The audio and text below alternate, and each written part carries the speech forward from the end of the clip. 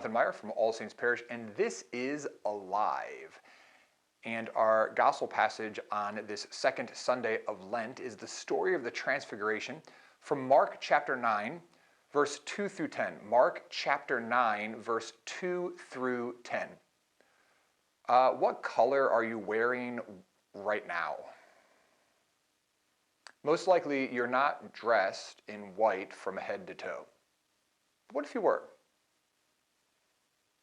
If you were dressed in white from head to toe, how would you act? What would you do? How would you feel? Where would you go? Where would you not go if you were dressed in white from head to toe? Being dressed in all white doesn't happen every day of our life. So what days has that happened in your life? If you're a Christian and you're watching this, you could most likely say, well, on the day of my baptism. Maybe if I was an altar server as a child, I wore an all-white alb. The day of my first Holy Communion, possibly if you're a girl. Some boys sometimes wear all white. If you're a girl, definitely on your wedding day. Maybe possibly for your confirmation. Some of you might say, well, I'm a nurse and I wear white, or maybe you're a chef or a baker and you wear white. Wearing white is tremendously profound. If you look at our gospel passage, Jesus takes Peter, James, and John, 3 of the 12 apostles, up on Mount Tabor. He's transfigured before them, and all of his clothes become dazzling white. The reason why we wear white on baptisms, First Holy Communions, during the celebration of Mass for altar servers, for priests, the reason that you wore white on the day of your wedding, if you're married,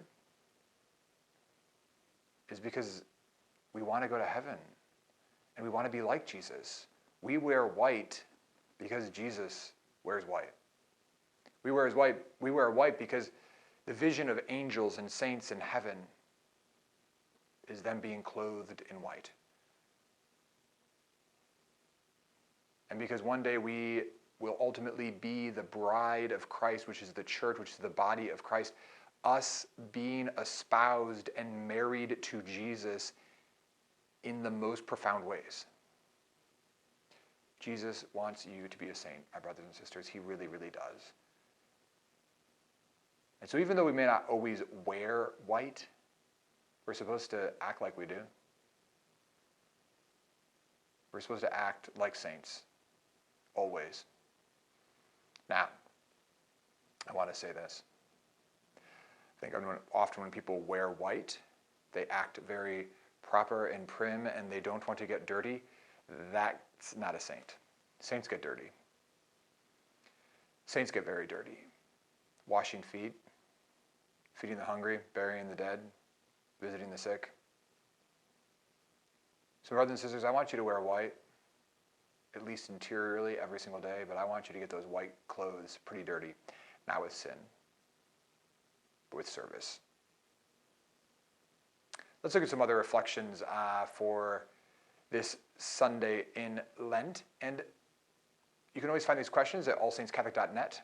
You can also find them in the description down below if you're watching this on YouTube. I want to encourage you, with that, by the way, I want to encourage you to really join a small group, find a small group, create a small group, be the leader, be the instigator, and use these questions, use these reflections, use this video as a way to foster that growth and that development in your spiritual life. So here we go. Here's some questions to go with today's passage. Mark chapter 9, verse 2 through 10. What's the message or story? What's the good news in this passage?